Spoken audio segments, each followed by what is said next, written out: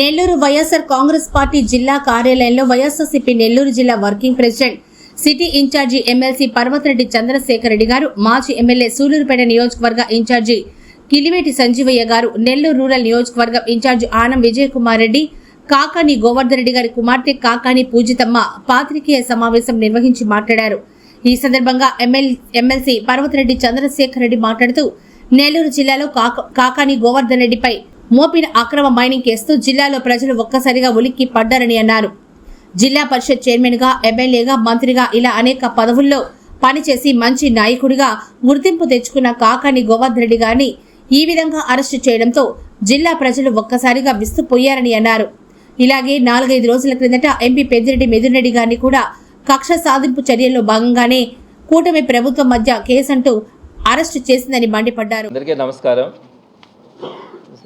నెల్లూరు జిల్లా 3 నెలల క్రితం ఒక అక్రమ మైనింగ్ కేసులో ఒక సీనియర్ మోస్ట్ లీడర్, నెల్లూరు జిల్లా రాజకీయాల్లో అనేక పదవులు అలంకరించినటువంటి కాకాని గోవర్ధన్ రెడ్డి గారిని అరెస్ట్ చేసినప్పుడు ఒకసారిగా ఉలిక్కిపడింది.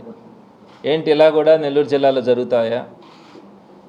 ఇలా ఎమ్మెల్యేలుగా, మంత్రులుగా, ఒక జిల్లా పరిషత్ చైర్మన్గా పనిచేసి రాష్ట్ర వ్యాప్తంగా కూడా ఒక మంచి గుర్తింపు పొందినటువంటి వ్యక్తిని అరెస్ట్ చేసినప్పుడు ఒక్కసారిగా జిల్లా ఉలిక్కిపడింది. ఆ తర్వాత అనేక అక్రమ అరెస్టులు కూడా చూసినాం.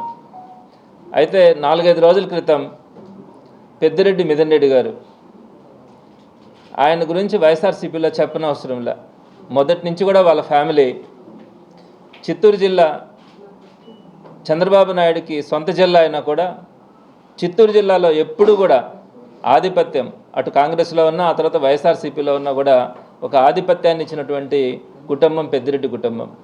ఆ కుటుంబం మొట్టమొదటి నుంచి కూడా జగన్మోహన్ రెడ్డి గారితో నడుస్తూ ఈ రోజుకి కూడా ఒక మంచి లీడర్గా ఉంటూ మన నెల్లూరు జిల్లాకి రీజనల్ కోఆర్డినేటర్గా పెద్దిరెడ్డి మిథున్ రెడ్డి ఉండడం అందరికీ తెలిసిందే. మరి మిథున్ రెడ్డిది కూడా 4 రోజుల క్రితం అతన్ని కూడా ఒక అక్రమ కేసులో అరెస్ట్ చేయడం అన్నది అందరినీ కూడా బాధించింది. ఎక్కడికి పోతా ఉన్నారు వీళ్ళు? కేవలం ప్రశ్నిస్తే వీళ్ళు అనేకమైనటువంటి హామీలు ఇచ్చి, దొంగ హామీలు ఇచ్చి, బూటకపు హామీలు ఇచ్చి అధికారంలోకి వచ్చి వాటన్నింటినీ కూడా ప్రజలు ప్రశ్నిస్తూ ఉన్నారు. వారి తరపున వైఎస్ఆర్సీపీ నిలబడతా ఉంది. కేవలం 1 రోజుల లోపలనే ప్రభుత్వం మీద తిరుగుబాటు వచ్చే పరిస్థితులు ఈరోజు ప్రజల్లో కనపడతా ఉన్నాయి.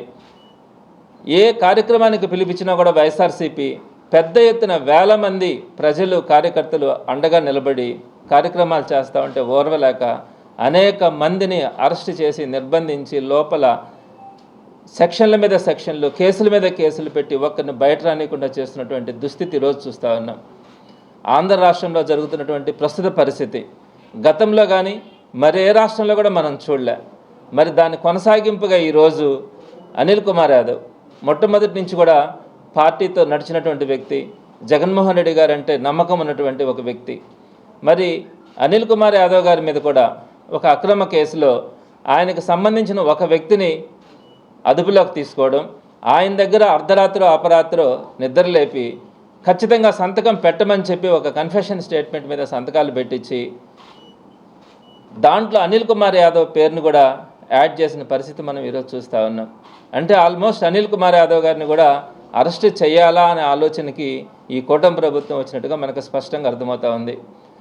ఉదయాన్నే లేచి అదే ఏ కన్ఫెషన్ స్టేట్మెంట్ అయితే సంతకం పెట్టినారో ఆ వ్యక్తిని కోర్టుకు తీసుకొచ్చినప్పుడు ఆయన కుయ్యో మర్రో అని జడ్జి గారితో, నేను సంతకం పెట్టలేదు, నా దగ్గర బలవంతంగా పెట్టించినారు, చుట్టూ ఎవరూ లేక అర్ధరాత్రి అపరాత్రి పెట్టమన్నప్పుడు భయంతో నేను పెట్టాల్సిన పరిస్థితి ఏర్పడిందని చెప్పి ఆ వ్యక్తి చెప్పిన పరిస్థితిని జడ్జి గారితో మాట్లాడుతున్నటువంటి పరిస్థితిని అక్కడ ఉన్నటువంటి వ్యక్తులందరూ కూడా చూశారు.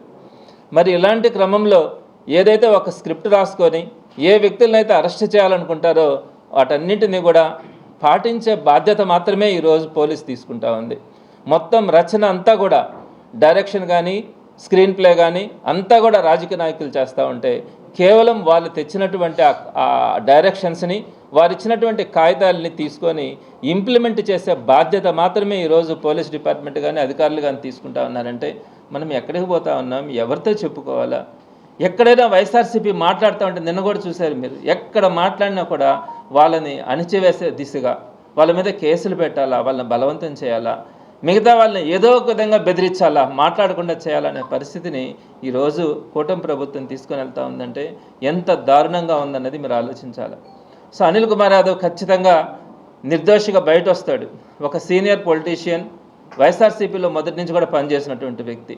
తప్పకుండా వైఎస్ఆర్సీపీ అంతా కూడా, జిల్లానే కాదు రాష్ట్రం అంతా కూడా అతనికి అండగా కూడా నిలబడే, అతన్ని మళ్ళీ బయట వచ్చేంత వరకు కూడా అతనికి అండగా నిలబడే అవకాశం ఉంది, నిలబడుతుంది కూడా.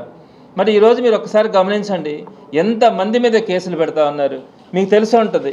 మీరు ఒకసారి గుర్తు చేస్తూ ఉన్నాను, పిన్నెల్లి రామకృష్ణారెడ్డి గారి మీద ఫస్ట్ మొట్టమొదటిగా కేసు పెట్టినారు. ఆ తర్వాత ధనంజయ రెడ్డి గారిని, కృష్ణమోహన్ రెడ్డి గారిని, వాళ్ళకు మంచి ఆఫీసర్స్గా వాళ్ళకు గుర్తింపు పొందినారు. పద్ధతిగా వాళ్ళ పని వాళ్ళు చేసుకుని పోయేటువంటి కృష్ణమోహన్ రెడ్డి గారిని కూడా అరెస్ట్ చేసినటువంటి పరిస్థితి. ఈ రోజుకి కూడా జైల్లోనే వాళ్ళని నిర్బంధించి బయట రానివ్వకుండా చేస్తున్నటువంటి పరిస్థితిని చూస్తూ ఉన్నాం. అలానే సీతారామాంజనేయులు గారు ఒక సీనియర్ ఐపీఎస్ ఆఫీసర్, ఆయన ఏదో ఒక కేసులో ఇప్పుడు చూస్తే ప్రతి ఐపీఎస్ ఆఫీసర్ మీద, ఐఏఎస్ ఆఫీసర్ల మీద కేసులు పెట్టాల్సిన పరిస్థితి భవిష్యత్తులో వస్తుంది. మరి సీతారామాంజనేయులు గారు ఆయన విధిని ఆయన నిర్వర్తించినాడని చెప్పి గత ప్రభుత్వంలో ఆయన్ని తీసుకెళ్లి అరెస్ట్ చేసినటువంటి పరిస్థితి మనం చూసినాం. అలానే చెవిరెడ్డి భాస్కర్ రెడ్డి గారిని కానీ, మిథున్ రెడ్డిని గారిని కానీ, కాకాని గోవర్ధన్ రెడ్డి గారిని కానీ, కొమ్మినేని గారిని కానీ, పోసాని కృష్ణమోహన్ గారిని కానీ, వల్లభనేని వంశీని కానీ, నందిగామ సురేష్ని కానీ, ఈ విధంగా ఎంతమంది మీద మీరు కేసులు పెట్టి ఈరోజు నిర్బంధిస్తూ ఉన్నారు.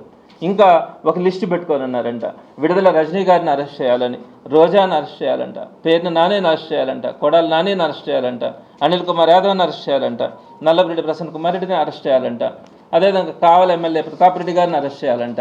ఈ విధంగా అరెస్ట్ చేసుకుంటూ పోతూ ఉంటే లాస్ట్కి ఎట్లయిపోయిందంటే, అరెస్ట్ చేయడం అన్నది రాజకీయాల్లో మామూలేమో, తప్పనిసరి పరిస్థితుల్లో ప్రజల కోసం పోరాడేటప్పుడు ఈ అరెస్టులు తప్పవేమో, చివరికి అందరూ కూడా ఒకటి ఫిక్స్ అయిపోయాం, ఏ రోజుకైనా వీళ్ళు కూడా ప్రజల తరపున పోరాడేటప్పుడు ఖచ్చితంగా నిర్బంధిస్తారు. కాబట్టి ఈరోజు ఎవడు కూడా వైఎస్ఆర్సీపీ పార్టీ కార్యకర్త కానీ, నాయకుడు కానీ అరెస్ట్ చేస్తారనే భయం ఎవరికి కూడా లేదు. ఎందుకంటే స్వాతంత్ర సమరంలో అనేక మంది జైలు పాలైనారు. ఇప్పుడు కూడా ప్రజల పక్షాన పోరాడే క్రమంలో అందరూ కూడా జైలు పాలు కావాల్సి వస్తుందేమో, దేనికి కూడా భయపడే పరిస్థితి కూడా ఉండదు.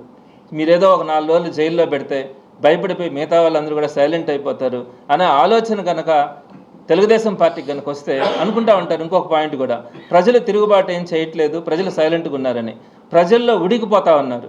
ఈరోజు పేదవాడు వాడు కనీసం బతకడానికి అవకాశం లేదు, వాడి దగ్గర కొనుగోలు శక్తి లేదు, వ్యాపారాలు చేయలేకపోతా ఉన్నాడు, వ్యాపారస్తులు ఇబ్బంది పడుతూ ఉన్నారు, మనీ రొటేషన్ లేక ఏ వ్యాపారం కూడా సరిగ్గా లేక, రియల్ ఎస్టేట్ కానీ, కన్స్ట్రక్షన్ కానీ ఏది లేక, పనులు లేక ఈరోజు అల్లాడిపోతూ ఉన్నారు జనాలు. ఈ 4 సంవత్సరాలు లేదా 3 సంవత్సరాలు ఇదే పరిస్థితి కనుక కొనసాగితే ప్రజలు బతికే పరిస్థితి కూడా లేదు. వీటన్నింటినీ కవర్ చేయడానికి, కప్పిపుచ్చుకోవడానికి మీరు ఈ విధంగా వైఎస్ఆర్సీపీ కార్యకర్తలు, నాయకులు మొత్తం మీద అరెస్ట్ చేస్తే, ఎమర్జెన్సీలో కూడా మీరు ఇంత దారుణంగా అరెస్ట్ చేసిన పరిస్థితులు అయితే మనం గమనించి ఉండం. ఇంతమంది మీద అరెస్ట్ చేయడం, మీరు అనుకోవచ్చు ఒకసారి ఏంటి మాజీ ఎమ్మెల్యేల మీద, మాజీ మంత్రుల మీద ఇట్లా పనిచేసిన వాళ్ళ మీద కేసులు పెట్టడం ఏంటి అని. ఈ మధ్య ఎవరో ఒక ఆయన అన్నారు, మీరు కూడా కొంతమంది మీద అరెస్ట్ చేసినారు కదా వైఎస్ఆర్సీపీ ప్రభుత్వంలోనే. నేను ఒకటి చెప్తా ఉన్నాను, దానికంటే ముందు ఒకసారికి వెళ్ళండి. జగన్మోహన్ రెడ్డి గారిని 2012 సంవత్సరంలో, అంటే కరెక్ట్గా 13 సంవత్సరాల క్రితం, కేవలం అతనికి 39 సంవత్సరాల వయసు ఉంది. ప్రజల్లోకి వెళ్తే విపరీతమైనటువంటి సానుభూతి ఉంది. కొన్ని వేల లక్షల మంది వైఎస్ జగన్మోహన్ రెడ్డి గారిని చూడడానికి వస్తూ ఉన్నారని, ఆ రోజు కేవలం 39 సంవత్సరాల వయసు కలిగినటువంటి జగన్మోహన్ రెడ్డి గారిని, అప్పుడప్పుడే తండ్రి మరణించి ఇబ్బందుల్లో ఉన్నటువంటి వ్యక్తిని ఇదే చంద్రబాబు నాయుడు గారు కాంగ్రెస్తో చేతులు కలిపి అతన్ని జైల్లో నిర్బంధించిన మాట వాస్తవం కాదా? ఏమన్నా అక్కడ కేసు ఉందా? ఆ రోజు ఏమైనా ఆయన పవర్లో ఉన్నాడా? ఏ అధికారమైన ఆయన చేతుల్లో ఉండి అన్యాయం చేస్తున్నారా? ఆయన అన్యాయాలు చేసినారు, అక్రమాలు చేసినారని అప్పుడే ఎంపీగా గెలిచినటువంటి ఒక వ్యక్తిని తీసుకెళ్ళి మీరు నిర్బంధించినారు. రోజుల, నెల 2 నెలలు 3 నెలలు కూడా కాదు, 1.5 సంవత్సరం మీరు జగన్మోహన్ రెడ్డి గారిని, కేవలం 40 సంవత్సరాలు కూడా లేనటువంటి జగన్మోహన్ రెడ్డి గారిని మీరు నిర్బంధించలేదా? అదే కదా మొట్టమొదటిగా ఎక్కడైనా ఒక పొలిటీషియన్స్ని ఆంధ్ర రాష్ట్రంలో ఒక సంబంధం లేనటువంటి కేసుల్లో, అక్రమ కేసుల్లో ఈ రోజుకి కూడా మీరు 1,00,000 కోట్ల అవినీతి జరిగిందని చెప్పి ఆ రోజు ఏదైతే మీరు అరెస్ట్ చేసినారో, ఈ రోజుకి కూడా మీరు గత 5 సంవత్సరాల పరిపాలనలో ఉన్నారు. 2014-19 మధ్యలో మళ్ళీ ఇప్పుడు అధికారంలో ఉన్నారు. ఎక్కడికి పోయింది మీరు 1,00,000 కోట్లు అని చెప్పిన మాట? సో ఆ రోజు జగన్మోహన్ రెడ్డి గారిని 1.5 సంవత్సరం పాటు నిర్బంధించినా కూడా జగన్మోహన్ రెడ్డి గారు బయట వచ్చి ధైర్యంగా రాజకీయాలు చేసినట్టే కానీ ఎక్కడ కూడా పారిపోలే. మీరు అక్కడ కదా ప్రారంభించింది, రాజకీయ నాయకులను అరెస్ట్ చేసినారే, అక్రమ కేసులు పెట్టినారే. మరి మీరు 2014-19లో మళ్ళా అధికారంలోకి వచ్చిన తర్వాత కూడా మరలా ఇబ్బందుల్లో కష్టాల్లో ఉన్నటువంటి జగన్మోహన్ రెడ్డి గారిని మరలా అరెస్ట్ చేయించాలని కూడా ప్రయత్నించినారు. ఏ విధంగానైనా కూడా అతన్ని లోపల పెట్టందే మనం ఎలక్షన్స్కి వెళ్ళలేమనే పరిస్థితి కూడా మీరు ఆలోచించినారు. అయితే అప్పుడున్నటువంటి సెంట్రల్ గవర్నమెంట్ కానీ అవన్నీ కోఆపరేట్ చేయక మీరు చేయలే. సో ఇన్ని కేసులు, ఇన్ని నిర్బంధాలు మీరు మొట్టమొదటిగా ప్రారంభించింది చంద్రబాబు నాయుడు గారు కాదా? జగన్మోహన్ రెడ్డి గారికి ఏం పాపం తెలుసు దాంట్లో? ఆ విషయంలో ఎన్ని కేసులు పెట్టినారు, ఎన్ని అక్రమ కేసులు పెట్టినారు. సో ఇంత జరిగిన తర్వాత మళ్ళా 2019-24 మధ్యలో జగన్మోహన్ రెడ్డి గారు అధికారంలోకి వచ్చిన తర్వాత ఎవరి మీద కేసులు పెట్టినారండి? చంద్రబాబు నాయుడు గారి మీద పెట్టాలంటే ఎన్ని కేసులు ఉన్నాయి? అప్పటికే ఎన్నో కేసుల మీద బెయిల్లో ఉన్నాడు ఆయన. వాటిని రద్దు చేయించి ఉండొచ్చు కదా. అలానే అమరావతికి సంబంధించినటువంటి స్కామ్స్ విషయంలో కానీ, అనేకమైనటువంటి లిక్కర్ స్కామ్ కానీ, అన్ని స్కాముల్లో కూడా తను ఉన్నాడు. ఎక్కడైనా కూడా అన్యాయంగా అరెస్ట్ చేయాలని చూసినారా? చేయలే. కేవలం ఏంటంటే డైరెక్ట్గా ఆ సాఫ్ట్వేర్కి సంబంధించినటువంటి సాఫ్ట్ స్కిల్ డెవలప్మెంట్కి సంబంధించి రెడ్ హ్యాండెడ్గా ఆయన సంతకాలు పెట్టి జరిగినటువంటి ఒక ఇష్యూలో పూర్తి ఆధారాలు తెలిసిన తర్వాతనే ఆయన్ని ఇంకా వేరే వాటిల్లో కూడా అరెస్ట్ చేయకుండా కేవలం ఆ కేసులో మాత్రమే అరెస్ట్ చేసినారు. ఆయన ఆ కేసులో బెయిల్ తెచ్చుకుంటారని ఇంకొక కేసులు పెట్టి పీటీ వారెంట్ల ద్వారా ఆయన నిర్బంధించాలని కూడా అనుకోలే. ఆయన దాంట్లో బెయిల్ తెచ్చుకుంటాడు 50 రోజుల తర్వాత అని తెలిసినా కూడా ఆ ఒక్క కేసుకే పరిమితం చేసినారే కానీ ఇంకొక కేసు పెట్టలా. అదే మీరు జగన్మోహన్ రెడ్డి గారి కేసులో ఏమైంది? చంద్రబాబు నాయుడు గారిని కేవలం 50 రోజులు అరెస్ట్ చేసినంత మాత్రాన ఒక కేసులో అన్ని దేశాల్లో ఉండే తెలుగు ప్రజలు తిరగబడ్డారని మీరు చెప్తా ఉన్నారే. ఎలాంటి సంబంధం లేకుండా జగన్మోహన్ రెడ్డి గారి కేసులో సుమారుగా 1.5 సంవత్సరం నిర్బంధించి ఈ రోజుకి కూడా మీరు వెంబడిస్తూ ఉండారే. ఎట్లాంటి సంబంధం లేనటువంటి కేసుల్లో ఆయన పెట్టినారే. మరి వీటిల్లో మీకేం తప్పు అనిపించట్లేదా? ఈరోజు మా లీడర్స్ మీద సుమారుగా నేను ఇందాక పేర్లు చదివినాను, 20 మంది లీడర్స్ మీద మీరు కేసులు పెట్టినారు. సుమారుగా 1000 మంది సెకండ్ గ్రేడ్ లీడర్స్ మీద కేసులు పెట్టినారు. సుమారుగా 10,000 మందికి పైగా కార్యకర్తల్లో కానీ సోషల్ మీడియా యాక్టివిస్టులో కూడా మీరు కేసులు పెట్టి వాళ్ళందరినీ కూడా నిర్బంధించినారు. వాళ్ళందరినీ ఆ కేసుల్లో మీరు వదిలేరా? రకరకాల కేసులు పెట్టుకుంటా ఉన్నారు. పీటీ వారెంట్ల మీద మరలా కేసులు పెట్టి మళ్ళీ వాళ్ళు బయట రాకుండా కూడా చూస్తూ ఉండారే. మరి ఈ పద్ధతులేనా? మరి ఇన్ని చేసినా కూడా 2019-24 మధ్యలో వైఎస్ జగన్మోహన్ రెడ్డి గారు అధికారంలో ఉన్నప్పుడు ఎంతమంది మీద కేసులు పెట్టినారండి? 2-3 మీద పెట్టినారు. రఘురామకృష్ణరాజు రోజు ఆయన మాట్లాడతారే జగన్మోహన్ రెడ్డి గారి గురించి విమర్శిస్తూ ఉంటే ఆయన్ని ఆ కేసు మీద ఆయన నిందలేస్తూ ఉన్నారన్న ఉద్దేశంతో కేసు పెట్టినప్పుడు కేవలం ఆయన ఎన్ని రోజులు జైల్లో ఉన్నాడు? 6 రోజుల్లో ఆయన బెయిల్ మీద బయట వచ్చినాడు. మళ్ళీ ఏమన్నా ఆయన కేసు పెట్టి ఆయన పీటీ వారెంట్ల మీద షిఫ్ట్ చేసిన పరిస్థితి ఏమైనా ఉందా? లేదే. అదేవిధంగా అచ్చెన్నాయుడు కానీ జేసీ ప్రభాకర్ రెడ్డి గారిని కానీ వారిద్దరిని అరెస్ట్ చేసినారు. జేసీ ప్రభాకర్ రెడ్డి గారు ఎంత దారుణంగా మాట్లాడారో తెలుసా? వైఎస్ జగన్మోహన్ రెడ్డి గారి అమ్మని, చెల్లెలిని, మొత్తం వాళ్ళ ఇంట్లో ఉండే ప్రతి మనిషిని కూడా అంత అసభ్యంగా వినరాని మాటలు మాట్లాడితే కూడా ఆయన బస్సులకు సంబంధించి ఒక అక్రమం చేస్తుంటే ఆ కేసులో మాత్రమే ఆయన లోపల పెట్టినారే కానీ పీటీ వారెంట్ల మీద ఆయన తిప్పి అనేక కేసులు ఏం పెట్టింది లేదే. అచ్చెన్నాయుడు గారు కూడా డైరెక్ట్గా మెడికల్కి సంబంధించినటువంటి స్కామ్లో ఉన్నప్పుడు ఆ కేసుగానే చూసినారు. అంతే తప్ప ఇంకెవరిని కూడా ఇబ్బంది పెట్టిన పరిస్థితులు ఎక్కడా లేవు. రకరకాల కేసులు పీటీ వారెంట్లు పెట్టిన పరిస్థితులు కూడా లేవు. నారాయణ గారు ఉన్నారండి ఇక్కడ, ఈ మంత్రి నారాయణ గారి మీద ఒక కేసు ఏదో క్వశ్చన్ పేపర్కి సంబంధించిన కేసు పెట్టినారు. ఆయన ఆ కేసుగానే పెట్టినారే కానీ ఆయన ఖచ్చితంగా లోపల పెట్టాలా, 2 నెలలు 3 నెలలు పెట్టాలా అని ఆలోచన చేయలా. ఆయన ఇక్కడికి వచ్చే లోపల ఆయన బెయిల్ తీసుకున్నా కూడా దాని గురించి ఎవరు కూడా ఏం మాట్లాడలే. చట్టం తన పని చేసుకుపోతుంది అనుకున్నారు. ఎక్కడైతే ఎంతవరకు అయితే అవసరం ఉండిందో కేసు అంతవరకు పెట్టి వదిలేశారు. అంతేగాని వాళ్ళని సాధించాలా, వాళ్ళని ఎట్లనైనా లోపల నిర్బంధించాలన్న ఆలోచన వైఎస్ఆర్సీపీ ఎప్పుడు కూడా చేయాలా, జగన్మోహన్ రెడ్డి గారు ఎప్పుడు కూడా చేయాలా. కానీ మీరు ఈరోజు ఏం చేస్తూ ఉన్నారు? నెలల తరబడి లోపల మగ్గ పెడతా ఉన్నారు ఒక్కొక్కరిని. ఇది తప్పు అని చెప్పి తెలియజేస్తూ ఉన్నాం. వైఎస్ఆర్సీపీ ఎప్పుడు కూడా ఒకటే చెప్తా ఉంది, మద్యం కుంభకోణం అని చెప్తున్నారు.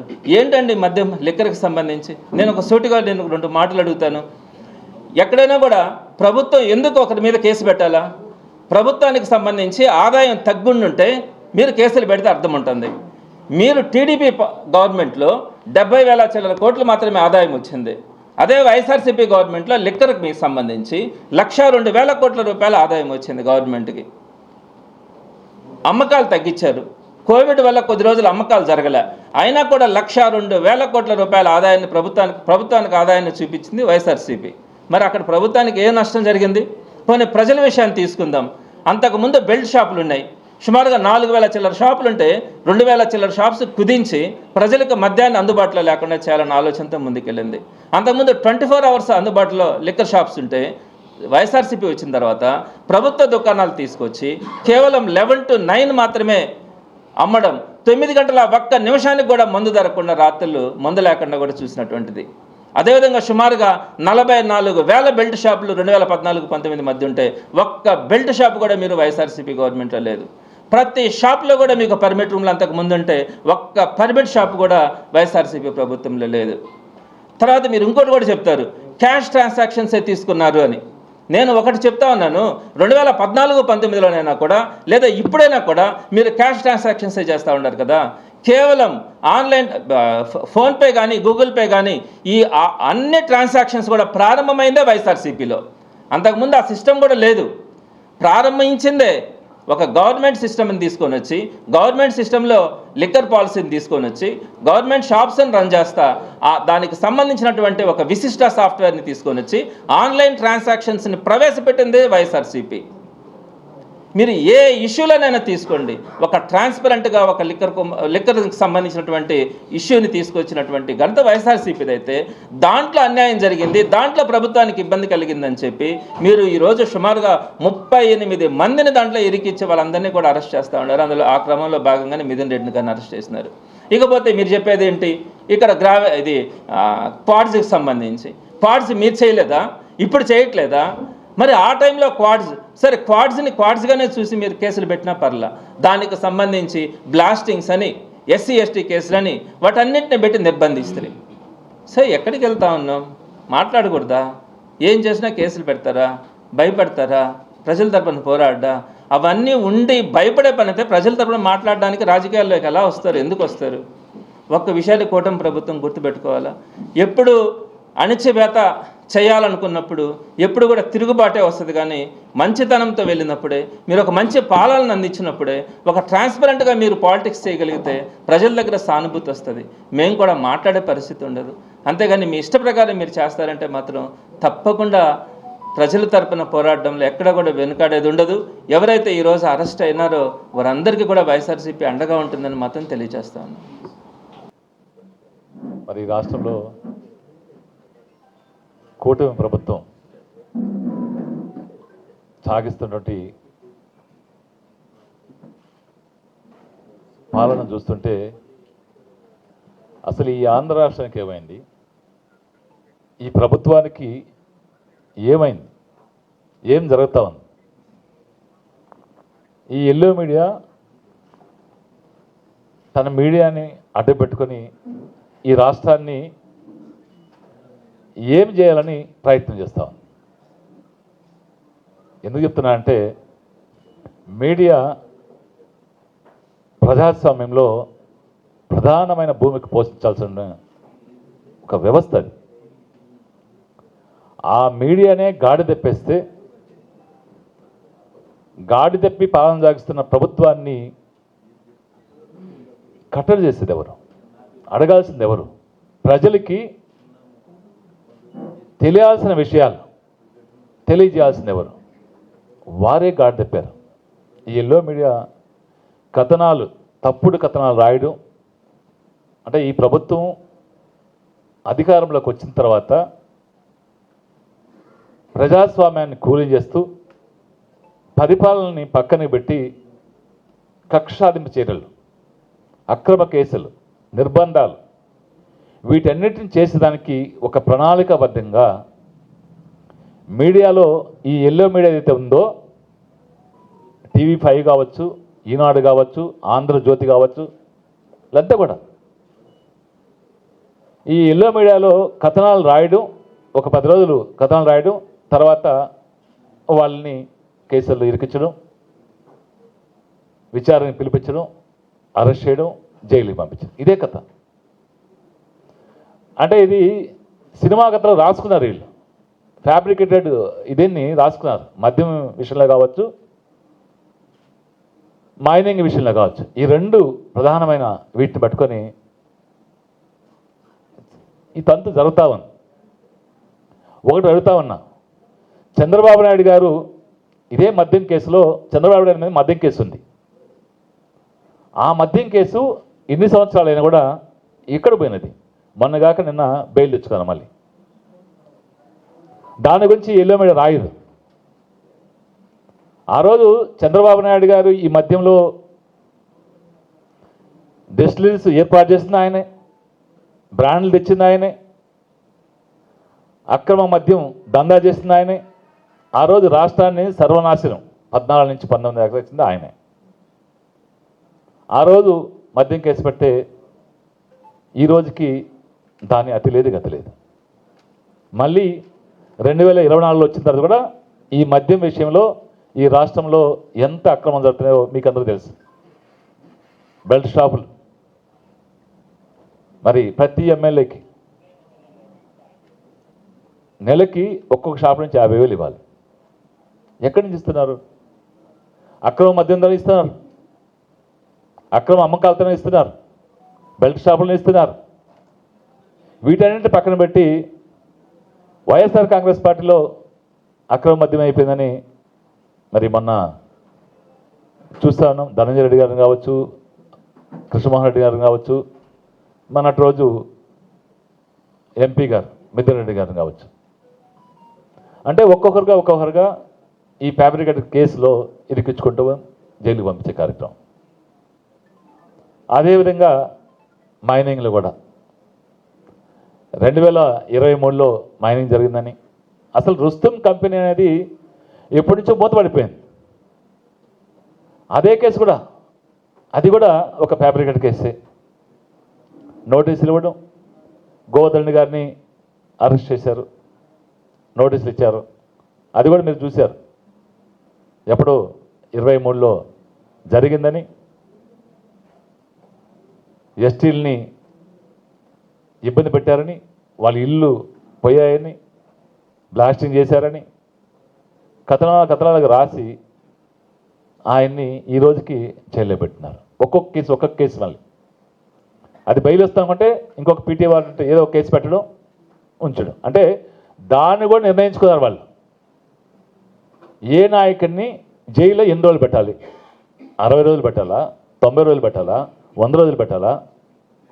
ఎందుకంటే వాళ్ళ నాయకులే మాట్లాడుతున్నారు, గోవర్ధన్ రెడ్డి గారు 100 రోజులతో లోపల రారని. అంటే మీకు అంతా కూడా తెలుసు, మీరే చేస్తున్నారు అదే. ఎవరిని ఎన్ని రోజులు జైల్లో పెట్టాలి?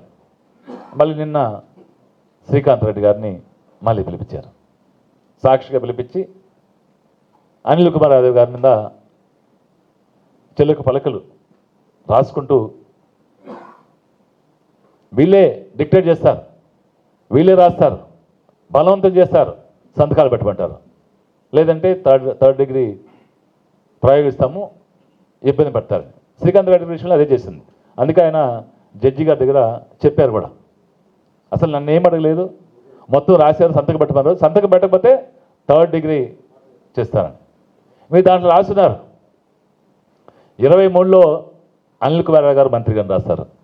ఈ జిల్లాలో అందరికీ తెలిసిన విషయమే. అనిల్ కుమార్ యాదవ్ గారు, గోవర్ధన్ రెడ్డి గారు కలిసి ఈ క్వార్జ్ మైనింగ్ చేశారని మీకు తెలుసు. ప్రభుత్వంలో వైఎస్ఆర్ కాంగ్రెస్ పార్టీ ఉందా, మా కుటుంబ సభ్యులు మేము అందరం ఇందున్నటికి గోవర్ధన్ రెడ్డి గారికి, అనిల్ కుమార్ యాదవ్ గారికి సఖ్యత ఎంతవరకు ఉందో మీకు అందరూ తెలుసు. ఆయన మాజీ మంత్రి 23లో. మీరేం రాస్తున్నారు? వాళ్ళిద్దరు కలిసి దగ్గర కూర్చొని ఈ వ్యాపారం అంతా చేసినట్టు రాశారు. ఇది నమ్మశక్యంగా ఉందా? మీరు చెప్పండి మీడియా వాళ్ళు.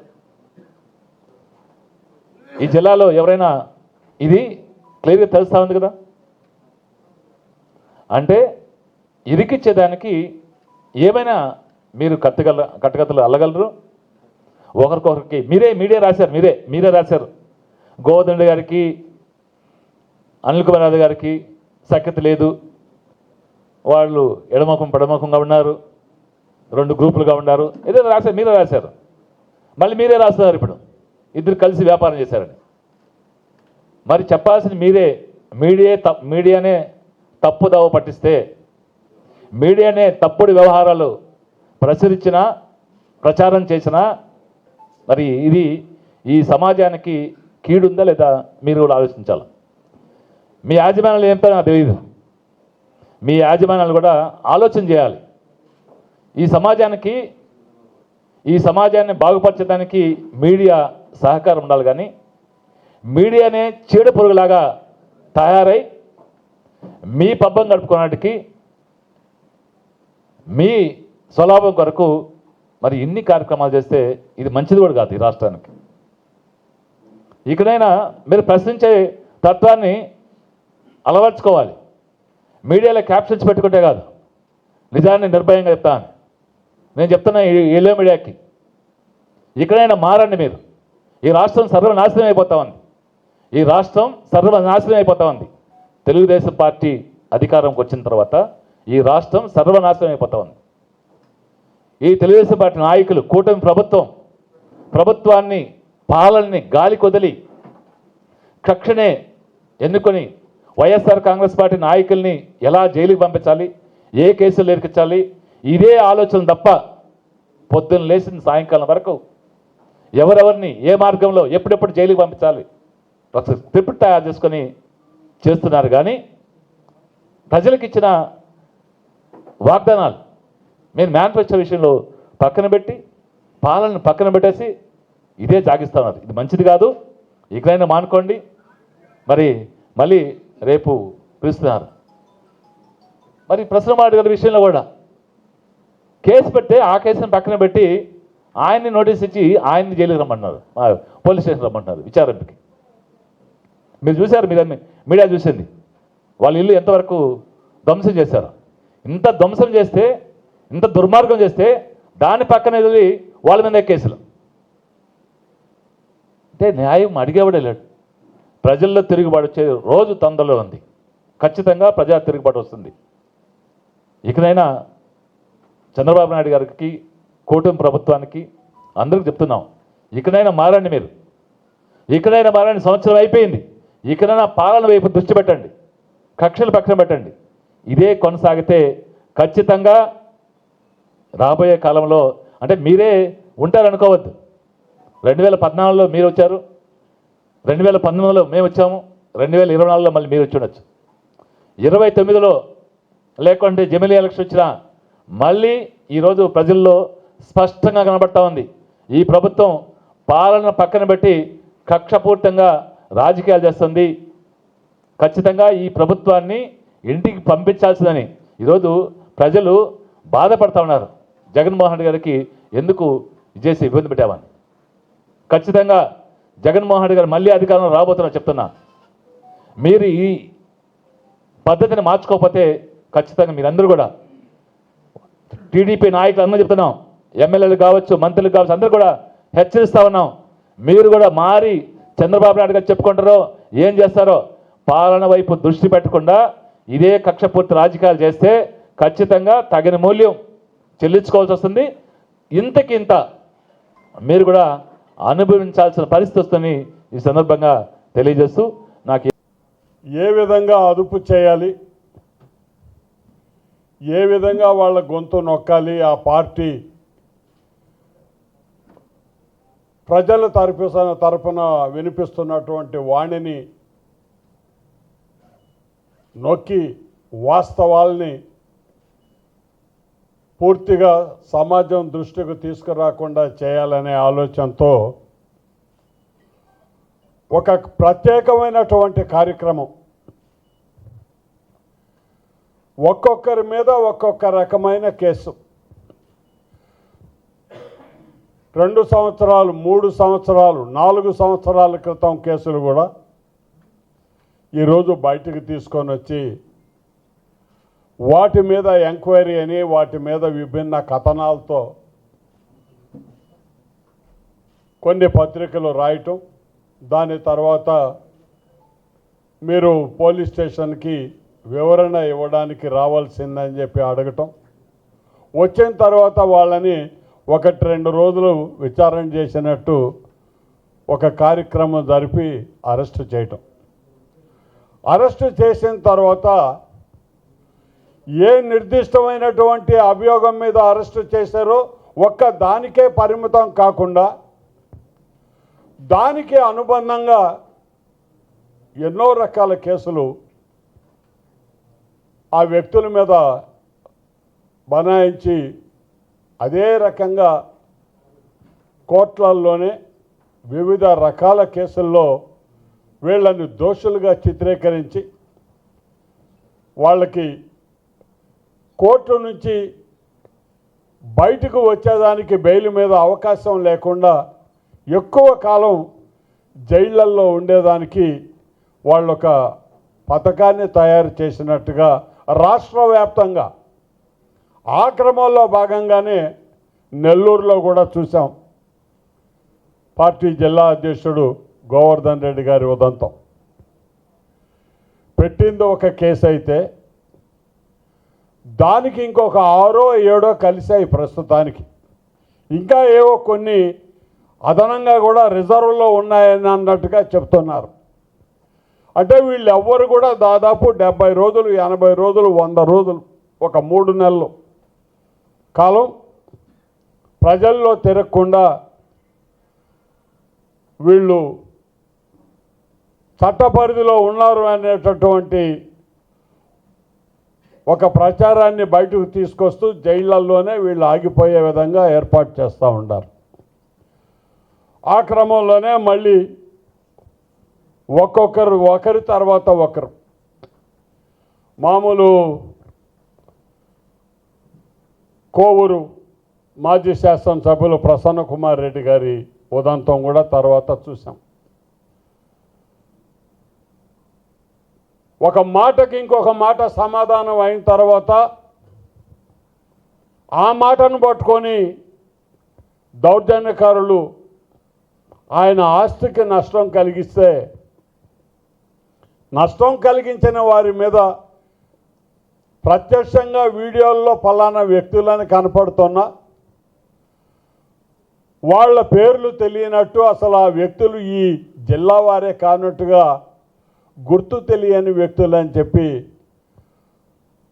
పోలీసులు ఎఫ్ఐఆర్ నమోదు చేయటం చూసాం అందరం. మరి అదే సందర్భంలో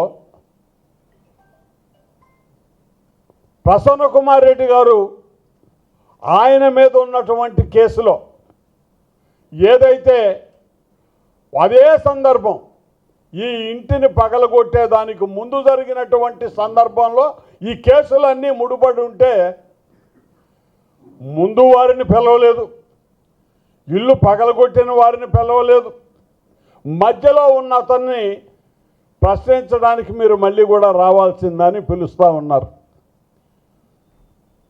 దీనికి తోడు ఇంకొక వ్యక్తిని మళ్ళీ అరెస్ట్ చేయటం,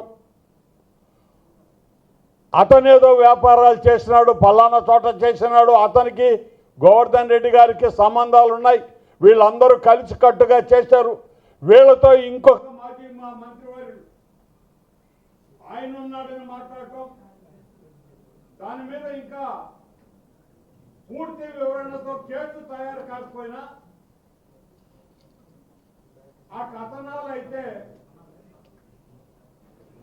ఈరోజు ప్రచారంలో తీసుకొని వచ్చున్నారు.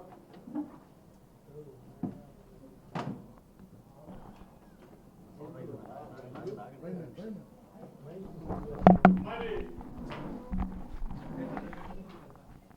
హలో మరి ఆ సందర్భంలోనే అనిల్ కుమార్ యాదవ్ వారి ఇంటికి కూడా నిన్న మరి ఎప్పుడో నిన్న ఉదయం పోలీసు వారు ప్రసన్న కుమార్ రెడ్డి గారు ఒక వ్యక్తిని విమర్శించిన సందర్భంలోనే వీరి మీద కూడా అభియోగం మోపుతూ అనిల్ కుమార్ యాదవ్ను కూడా విచారణకి రావాల్సిందిగా పోలీసులు మళ్ళీ వారికి కూడా నోటీసులు ఇవ్వటం జరిగింది. మరి ఆయన మాట్లాడినట్టుగా ఎవరు ఎక్కడ చూడలా. ఆయన మరి నవ్వాడనో మాటలకు మరి దాని మీద విచారణ చేయాలి అనేటటువంటి మళ్ళీ ఒక కేసు ఈ